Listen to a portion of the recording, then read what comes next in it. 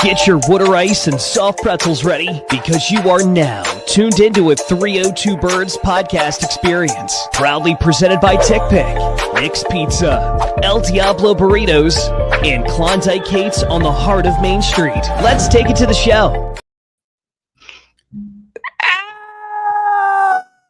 What's up, everybody? How you doing? Welcome to another episode, of course, of 302 Birds. This week is a special week for Philadelphia Eagles fans. Mac knows that's why he's got the smile on the stash. It is Dallas week this week. It is time to whoop that Dallas ass. It is time to give it to the most cocky fans in the NFL, the Lakers, Yankees, and Cowboys fans. You guys know what I'm talking about. But, gentlemen, Ashley, how we doing tonight? We're doing great. We're doing great. A little confused, but we're doing great. Yeah.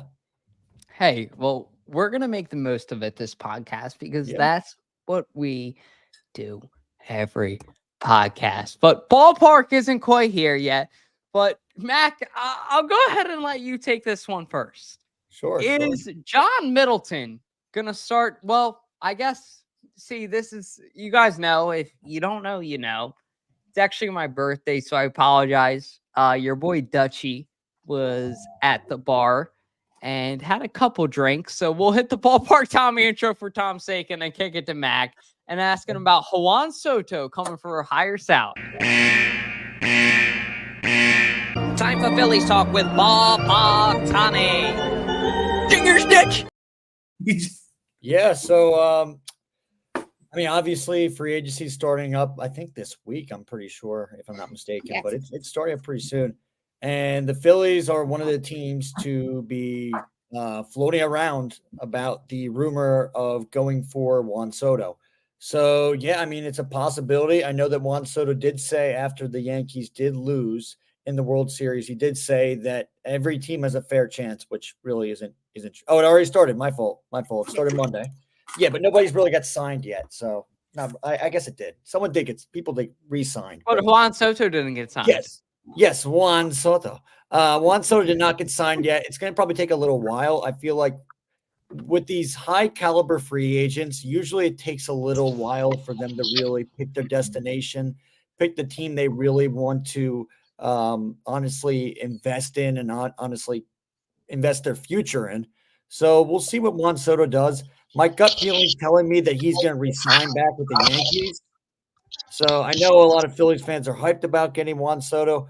In my opinion, though, I just think the Yankees are going to give him the money. He's going to want to go back there. That's my prediction. But we have the salary cap to go after him. So it would be really awesome to get him. But, yeah, I haven't really heard too much buzz yet, though. Phillies free agency. Not too much yet. Yeah. It's early. It's early in free agency. I don't think anything is going to happen. It's going to be happening right now. Yeah. I heard even that Soto is going to try to hold out into early 2025. So again, this is one of those things that it's kind of a hurry up and wait. And I think that is with any of the trade agreements because the Phillies have said that they are willing to hear trades for Casty, Bohm, and March as well. So we'll just kind of see. Wait it out and see here what Middleton decides to do along with the rest of the staff over there. But I think that unless you have anything to add, Jack or Dalt, with the Phils, but I feel like it's kind of a hurry up and wait kind of time of year. I think that the Philadelphia Phillies should spend the money. I've seen a lot of people, including Spike Eskin, who's actually gained a lot of my respect, I will say, over the past 2 weeks. Because he's calling out John Middleton and the whole Philadelphia Phillies organization saying, hey, pay up, spend the money, go do it. I've never been a Spike guy until now. I'm definitely a Spike guy. Spend the money, John. You can't take it to the grave with you. Put it on Juan Soto. You guys shit the bed. There's no other way to put it as a Phillies fan. You shit the bed first round of the playoffs this year against the fucking Mutts. And if that's not, imperative or, doesn't speak volumes to the way that next season could go or worse, you've gotten worse each point every year. So in my opinion, the Phillies need to do something different. They need to press a different button, and Juan Soto is that button. Will they do it?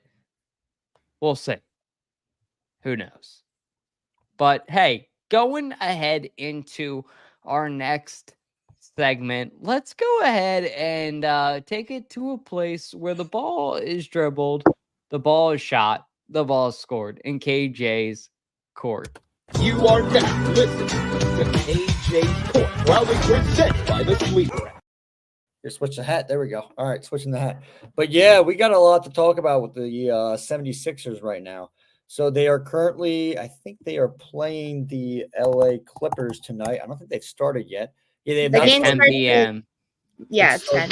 Yeah, and in about like 40 minutes. So yeah, so we'll see what happens. But I mean, the biggest headline right now with the Sixers is obviously off the court, and that is with our guy, Joel Embiid. He had an incident this weekend that was pretty crazy, something that you really don't hear about.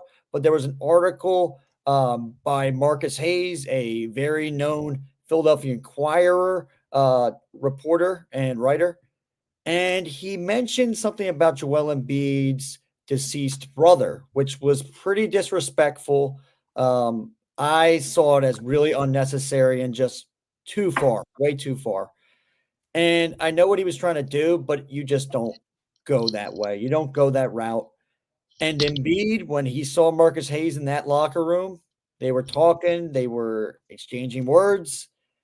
And eventually, 2 minutes later, 7'1" Joel Embiid shoves the crap out of Marcus Hayes, who's like 5 foot whatever. He's a small guy, and you got a 7-footer just shoving the crap out of you. But honestly, here's how I take it. I think he had every right to do it. He had every right to do it. I mean, you don't just talk about someone's dead relative, especially a guy who, I mean, Joel lost his brother at a very young age, and it's a very sad subject. And I'm not going to try and get into it anymore because it's just, I mean, we shouldn't even really be talking about it. I mean, that's the main thing, because that's what Marcus Hayes should have not been doing. He should have not mentioned it one bit. But I think he was in the wrongs for ever mentioning it. And Embiid, I mean, obviously you shouldn't be doing that shoving thing. I get it, though. I get it. I mean, he talks about your family members. I get that. That makes sense. He only got a 3-game suspension, which, I mean, with Embiid, though, it feels like he's been suspended because he's not been injured, or they've just been kind of watching his knee right now. They've been keeping it cautious. I mean, they've been very cautious about it. And they've been trying to really keep some things under wraps, which really have kind of turned some heads and kind of made us scratch heads as Sixers fans, what the heck they're doing. But yeah, he's going to be suspended till the New York Knicks game. That will be at Wells Fargo Center. That will be the first game of the NBA Cup. So that'll be interesting to see if Embiid actually plays. But yeah, I wonder what you guys think in the comments down below. Was it the right decision for Embiid to do that? Did he have every right to do what he did? I would say yes and no. Hear me out. The Sixers suck. They're a really terrible team. They're 1-5. But as we saw, and I'm sure we'll hit on it later in the night. But with Jason Kelce and Joel Embiid, if you talk about family, it's on site. Me and my brother don't really get along well, but if somebody talk bad about my brother, it's on site. I'm going to fuck you up somehow. I'm going to cause a ruckus. I'm going to cause issues. But yeah, there's no right. I don't even know the context of why he brought his dead brother up. That should not be what reporting is about. But yeah, I truly do think that, he had every right, and I support him on, doing something about it. Granted, Joel Embiid is, he was already resting 3 games, so this doesn't really sound like a suspension at all. No. But yeah, it's just like, don't your goal is to interview an athlete, talk about, how their season's going, things like that. Not about family. That's just crossing the line too close to comfort. So that was no right. He had no right to say that. But at the same time, it's like, other than that, this Sixers team is terrible. I mean, we're 1-5. Granted, we hadn't had Paul George, we hadn't had Joel Embiid. But this team I have no confidence in this team whatsoever, because this team has given us, the worst case scenario the past 5 seasons. But yeah, we need to figure something out. We need to, either trade Embiid or do something about it, because we're not going to have a successful season. Granted, we're only 6 games into the regular season, but we need to do something about it, because we should not be this shitty. But that's all I gotta say. Well, I don't think we're trading Embiid. I'll tell you that now. There's just no way. I wish we could at this point, because it's just, I feel like the whole situation is just screwed up. I don't see it happening. I think they already did the contract. So, I mean, I think you're stuck with him, and that's just how it is. And I mean, obviously he has the talent, but it just really depends on, he really didn't, as I said this before, he's a 50-game player, and they signed him like he was a guy that's going to play all 82 games of the season, which isn't realistic at all. But yeah, that's what I think, though. But yeah, I mean, we'll see what happens with Embiid. Yeah, I mean, granted, Yeah, we'll see what happens. If anything's, Jack, no, you're good. I'll be quick. If anyone said anything bad about you, me, Ashley, Dalton, it's on site. You're done. You're fucked. Like, he had every right to do this. But yeah, I mean, that's all I got to say. Yeah. Yeah, I don't think I'm necessarily shocked by it. The article also mentioned his son in some ways. So I think it was just a double whammy in a lot of ways, mentioning things that should not be mentioned in journalism, in my opinion. You just don't cross those lines. I'm kind of just disappointed by the response, because again, Embiid is supposed to be, I think we do have this expectation that these star athletes are supposed to be role models. And again, I'm not saying I wouldn't do the same thing if I was in his position. But I definitely think it leaves a sour taste in kind of everybody's mouth about it. But yeah, the Sixers are not off to a hot start at all. And honestly, unless Dalton has anything to add to that, we can talk about the other team that's off to a terribly hot mess start, and that's the Flyers. I have nothing positive to say about this team. We are already in last in our division. Anyone else have anything to add on the Flyers, or are we good to just go in? Oh my God. Go ahead, Mac. Take it. Yeah, I mean, the Flyers, man, I mean, they just suck. They suck. This is pretty much a rebuild process. It's pretty much like the Sixers, but I mean, you know what? You just kind of got to take the bullet, bite the bullet, and that's what's going on with Flyers fans right now. They're just biting the bullet, like myself, who's in kind of like a wish-washy Flyers fan. So, but I still support them. Obviously, I'm all Philly. But yeah, I mean, I think we know the expectations for this team. I mean, this team is very, I mean, they're very, I guess you could say, unpolished. I mean, they don't really know what their identity is. They got a lot of fresh guys. I mean, that's just how it is. I mean, a lot of young bucks. That's what they have. So, I mean, you got to think the expectations are maybe just kind of developing guys, and that's the main thing. I mean, I think that's what we need to focus on, is just developing. And that's the main aspect, I feel like. We've said this before. We're not expecting much out of the Flyers at all. So I mean, this sucks. But as of right now, this is the Birds season. This is what we're more focused on. And I will hit on this. Obviously, Dennis, I met you too. I will take a bullet for you no matter what. So I just want to make sure you're clear with that. But yeah, I mean, the Flyers are not a good team. They, made it almost to the playoffs last season. We're a young team. Mitchkov is still a great player. Like, we said this before. Like, we had probably, I would say, 2 to 5 years of rebuilding till we're actually a good team. So I'm not too worried about it. I mean, this is, how we should be. We shouldn't expect much coming out of the Flyers at all, especially kind of, like I said, we're a young team. We don't have much chemistry at all. So that, I mean, I'm not too worried about this team. I think we'll be fine.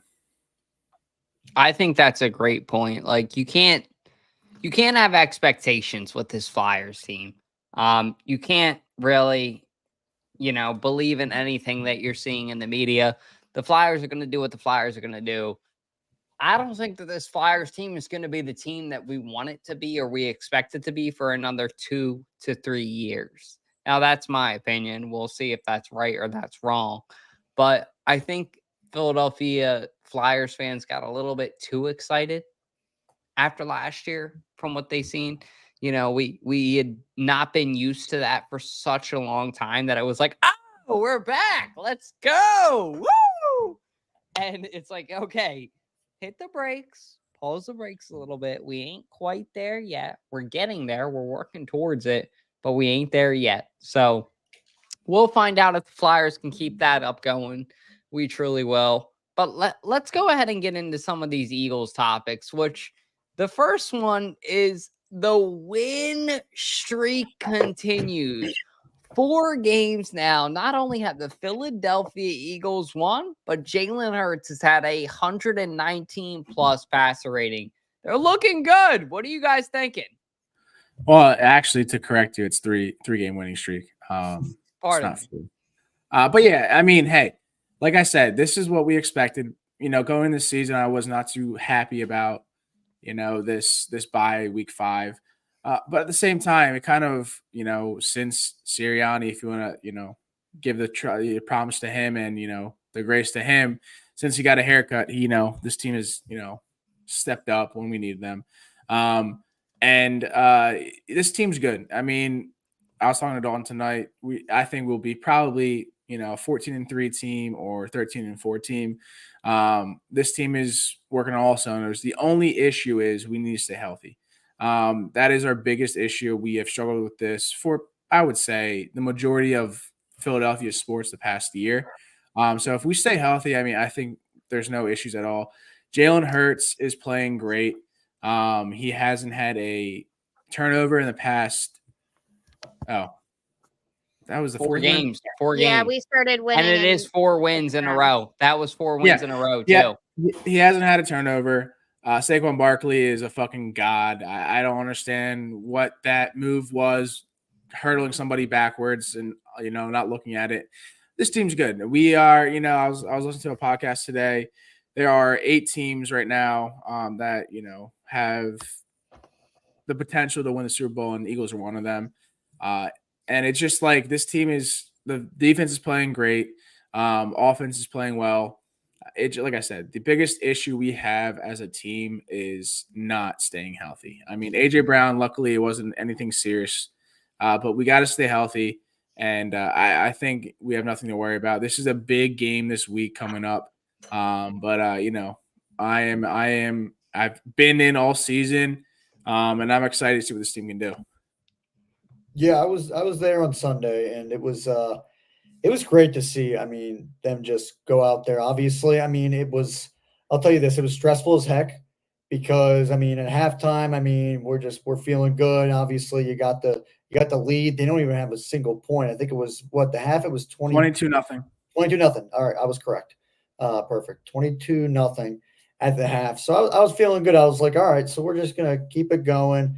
We got to keep our foot on the gas, and that's what we got to do. And then all of a sudden, I mean, you saw the touchdown by the Jags on the offensive side.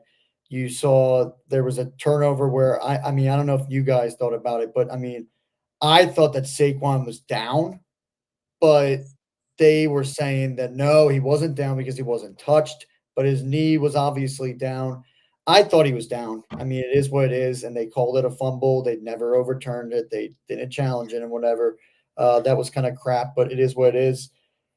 And I think it was just insane. And as Jack said before, he alluded to, seeing Saquon do something like that. I even asked my dad who played football. I asked a bunch of other people who played football. I was a basketball player, so I didn't really play football. So unfortunately, but I'll say this. I mean, and all the years I've been watching it, I've never seen anything like that in my life. A backwards hurdle. I mean, that was something like I looked at a guy right next to me and I was like, dude, that was like Barry Sanders on steroids. I mean, but like beyond, like that was just insane. I mean, that's just who Saquon is, and it's just crazy. I know he tried to attempt it with the Giants, but it was a little different. It wasn't like that. It was like another kind of hurdle, but it wasn't like a full-on backwards. Just to even attempt that was insane. But then obviously in the second half, you just saw the Eagles just honestly, they took their foot off the gas. And as I said before, and then the Jaguars just started coming back. And that's where I'm a little worried because it just seems like Nick Sirianni just kind of like relaxes and kind of gets in his Zen mode where he's just like, all right, you know what? I don't have my guard up. I'm just going to be like, you know what? Free spirits, you know what? Free range of everything. And that also is dangerous, especially. And it was dangerous for us because we almost blew the game. And we won off an interception from Nakobe Dean, who got his first ever career interception, which, I mean, hey, I mean, that's an amazing way to have your first career interception, a game-winning interception. But it should have never got to that point, and that's what really ticked me off. That was the main issue I had because we had that game. We should have demolished the Jaguars, demolished them, but we just didn't, and that's what's so aggravating. But at the same time, though, a win's a win. But they got to learn from this, and they got to stop, honestly, getting in their heads too much at the end of games, and just honestly, they got to stop putting their foot on putting their toes on the gas, I guess. Foot off the gas, yeah, foot off the gas, exactly. Yeah, I mean, hear me out. Okay, so here's the thing. I'm not one to blame the refs for causing a game, going which way. But in general, that whole game, the refs were calling a really shitty game. Like KJ already said, like to me, Saquon Barkley was down. He had that tug on his sock, which I think his contact should have been down. But after that play, one, whether or not it was a fumble or not, they often just stop trying to tackle somebody. That's why they scored a touchdown.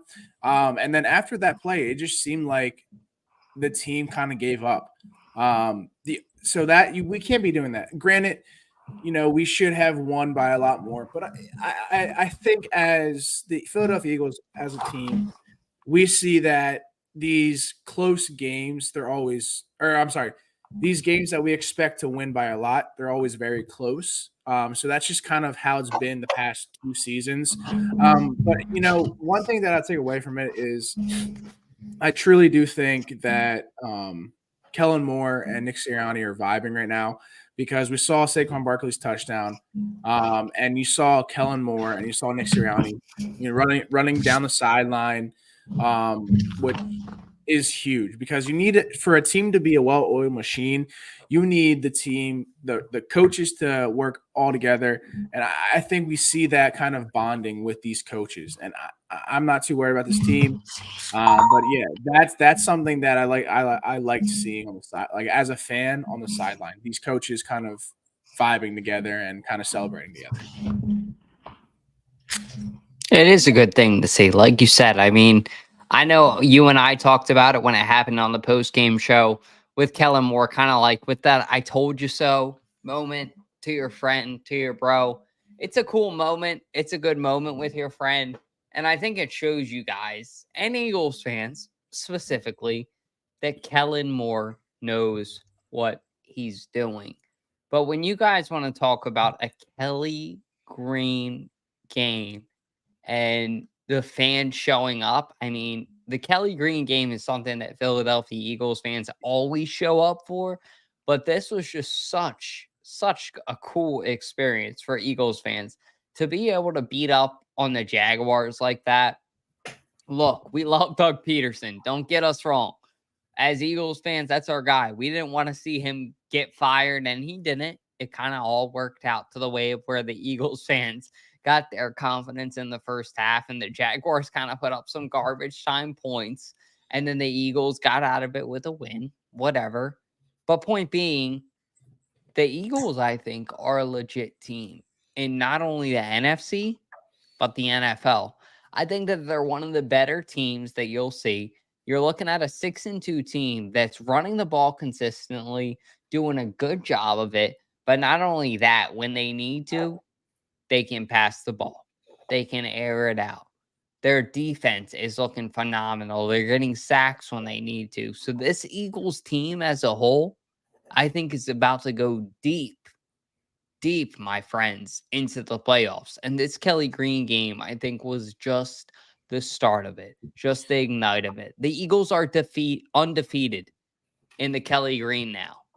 They haven't lost a game ever in the Kelly Green. It almost makes me wonder personally for the fucking Jersey fanatic down below, Matt Boner. Oh, will they ever wear Kelly Green in a playoff game, Mac? So they could. You never know. They do that in the NBA sometimes. They'll do some throwback uniforms in the. I think they did that for the T-Wolves last year, so they could do it. I would love to see it. I would love to see us do like a throwback game against. I mean, Matt's Giants. That'd be cool to see. I mean, the clash of the throwbacks. I mean, that would be. They should do that. I mean, that should be a thing. I know the Jets and the Steelers did that, but the Jets did that because they actually went back to the retros permanently. So I want to hit on this. This is, Ashley, if you want to take this, I know you haven't said much, but this Eagles versus Commander games in 2 weeks is, the deciding factor for the NFC East. What do you think about this? I absolutely think that could be the deciding factor. If we think about the complete drama that is going on in the Cowboys organization, granted, I am here for it. Like, I enjoy all of the Cowboys drama that's going on right now. However, hi, Connor. Oh, hi. When I think about the teams that are competing in that, I really do think it's us and the Commanders. The Commanders came out of nowhere. None of us. It's amazing what a quarterback can do and change the entirety of your team. I am very, very curious to see how this goes down. I do think that actually, in terms of like the Birds Cowboys game, I think Cooper Rush historically plays better against us than Dak Prescott does. So I don't know if anybody else was very nervous when they heard that Dak Prescott was out, but that was at least my family group chat was saying, oh crap, instead of woohoo, which I know that there was a lot of woohoos going on in the 302 Birds group chat. But this game in 2 weeks will be very much deciding, I think, of the NFC East and that playoff picture that we are already halfway through the season and looking for. I'll ask you guys this. I was gonna ask this. Do you think the Eagles missed an opportunity to get a defensive player or an offensive player in the trade deadline? Because I thought it was surprising that we didn't make a single move, but then also at the same time, I did feel like it was like, you know what, I guess Howie's just satisfied. Yeah, I mean, it definitely is concerning, but I mean, if we know Howie, he is a snake in the grass. Like, he will jump on somebody, if we want him on the team. But I truly do think at first it's like, why are these Eagles not making a decision, picking up somebody for an edge rusher, things like that. But I truly do think that he thinks that this team is definitely better than it has been this whole season. And he didn't want to kind of put a fork in the road for this. So I truly, I honor that. I respect that. I mean, this team, we have definitely come together as a whole, and our defense looks a lot better than it has, before week 5, before our bye. So I truly do think that the reason why we didn't really look into anyone is because Howie, Jeffrey, Lurie, Nick Sirianni is confident in his team, which kind of scares me. But at the same time, if they're confident in his team, then I completely agree with them and I support, their decision. And maybe they look for somebody, in the offseason, it's a big signing that, we weren't expecting. So maybe they're just kind of holding off now and, making some big moves in the offseason. I think that's a good question too, like that you guys present, because it's almost like, could the Eagles press that button for the last step, for that edge rusher, that game changer, that guy who can really make the difference? And I don't think that they needed to. I really don't. I think that they were okay. They were happy with who they had, and they were satisfied with the team that they had. And they were like, all right, you know what? Let's keep moving. And honestly, I respect the Eagles for that. So we'll see how it goes. But moving along now to our last topic of the night, which you guys know. Yeah, like Mac's already doing the impression. It's Dallas week. It's that time of the year already. It is week 10 in the NFL now, which is really hard to believe for us NFL fans that it's already week 10, already November 6th throughout the NFL season. And the NFL season is flying by. But this is probably going to be the game or one of the games that defines the NFC East. The Eagles, Cowboys, and Commanders are obviously all pretty close in their records. Anybody can still do it at this point, but I'll say this. Cowboys are a good team. Cooper Rush isn't as bad as a QB that people make him out to be. I think that this game for the Philadelphia Eagles could be a trap game if they're not cautious about it, if they're not smart about it. They need to come out swinging in the first quarter. I don't care that you're in Jerry's world. I don't care that he bribed the ref. You need to come out with an attitude. You need to come out playing. You need to put up points early. And you guys need to show that you really want to win this game. I think if the Eagles can do that, if they can come out swinging early, this game's going to be in their favor. But getting ready for a Philadelphia Eagles Week 10 preview. How are you all feeling? I'm feeling fine. I think obviously, I mean, if you think about it, yes, I mean it's a big topic for sure. Dak Prescott not being able to play. The Cowboys really kind of, I mean, they've been like a total drama island if you think about it. I mean, it's something that we were kind of going through, it seemed like at first, but now we've kind of pushed that away, which is a good sign.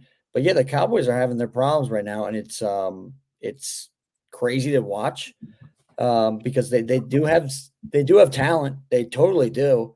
It just seems like they're just not meshing together, and I think that also has to do with the coaching. I think it has to do with the players as well, just not really wanting to work together because they're blaming each other, and that's something you just can't do, especially in the NFL. But yeah, I think it's going to be, as Dole said, a trap game. I think it could either go really, I mean, bad because, I mean, here's the thing. I mean, Cooper Rush does do pretty good against us, but I do feel like, though, the Eagles will get this game. I do think they are the better team. I do think they have more talent on this team, and also they can strike on a team right now that is pretty weak in the Dallas Cowboys at the moment. Doesn't mean they're going to be weak later, but they're weak at the moment. So you know what? Strike at them right now, even in Jerry's world. And if we get a season sweep, which does not happen often with us and the Cowboys, that would be a cherry on top of it. That would be awesome. That would make my year, to be honest. Look, this is the pathway to the playoffs. I mean, we got the Cowboys, we got the Commanders, we got the Rams. The Rams aren't playing that great this season, but they're still a really good team. They've been, plagued with injuries. Then we got the Ravens, Panthers, easy W, Steelers, and then the Commanders, and then we end Cowboys, Giants. So this is the pathway to the playoffs. We need to win this game. Granted, this Cowboys team is not as great as they've been in the past. But that doesn't mean anything. We know that these divisional games are a challenge for us. I mean, they're always, a pissing match, as we like to say. And, taking a game against the Cowboys at home, at their home field, is huge for us. And it kind of sets the path for this team to flourish into a great team. Like I said earlier, I think this team will be 14-3. I think our only loss is going to be against the Ravens, or not only loss, but our next loss against the Ravens, because granted, Commanders are playing really good football this year, but I don't see them. This is kind of a anomaly right now, but I truly do think that this kind of sets the future for us if we beat this team at home, at their home field, because the Cowboys, like we said, they're not good this year, but they're still a great team. They're still a good football team.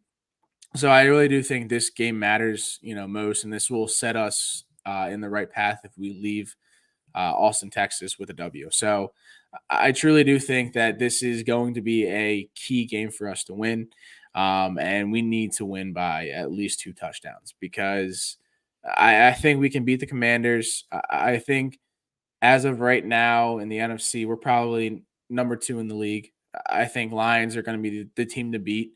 But beating the Cowboys, Commanders, and then Ravens or whoever we play, I think this is a must-win game for us. It definitely will be for the Philadelphia Eagles. Dallas week. I mean, it almost feels like a holiday this week, but I'm not going to lie. I said to Alyssa today when we were in a restaurant that even with Dak Prescott being out, it doesn't necessarily feel the same. It really doesn't. It doesn't feel like Dallas week. Cooper Rush is starting. I know that Jalen Hurts and Dak Prescott have had their respective start-offs, and both of them are great quarterbacks. But this week doesn't really feel, to me at least, like it should have. So we'll see what happens. But I kind of wanted Dak to play to see what would happen with these two guys in week 10, kind of getting their momentum. The Cowboys obviously haven't really been up to par with what they needed to do. And the Philadelphia Eagles have really surprised themselves, bouncing from a 2-2 to a 6-2. But the Philadelphia Eagles will definitely be the favorite in this game. They should win this game with Dak Prescott being out. I would say, like Jack said, at least by 2 touchdowns. That's pretty much all I got. I mean, I don't know if any of you guys have anything else. I'll say to the Eagles win. I'll say they're going to win 27-21.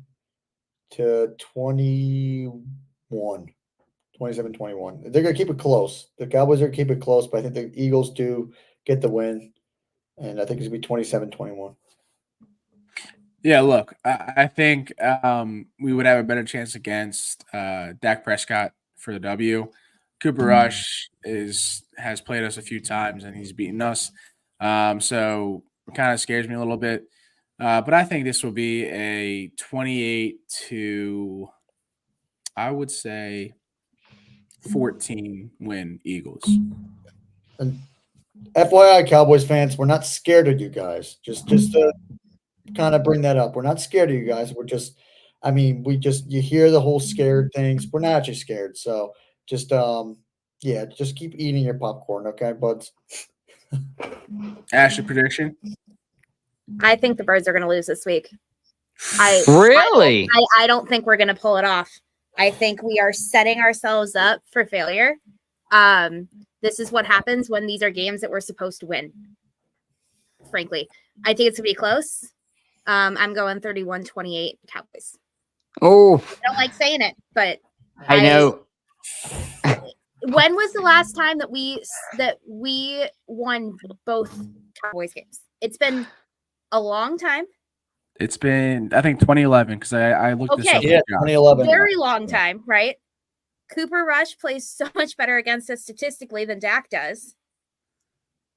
Depending on what happens with Ezekiel Elliott, I feel he's like been garbage this year, though. He's been garbage. I'm not disagreeing with horrible. you. I feel like we are shoving them into a corner, and somebody's going to let something up. I hope I'm wrong, but that's what I think is going to happen. Again, that is an Eagles fan thing to happen. I'm not going to lie. That's very much an Eagles fan thing to happen. But that's all we got for you guys. I know we don't have any trivia tonight. Tonight's actually my birthday, so we're going to keep it light and brief tonight. Thank you guys all for tuning in. I appreciate you, KJ. Yeah. We appreciate you guys, but I will kick it to Jack to go ahead and take us out of here. Happy birthday to you. Happy birthday to you. Thank you guys. Happy birthday, dear Father. Happy birthday. Look, fucking have Max coming out. Even Bucket Max. Without further ado, this is a must-win game for the Cowboys, for the Birds. We need this win. But yeah, this is our path to the playoffs. We need this W. So without further ado, hey Josh, it's an outro, not an intro. Hit that motherfucking outro.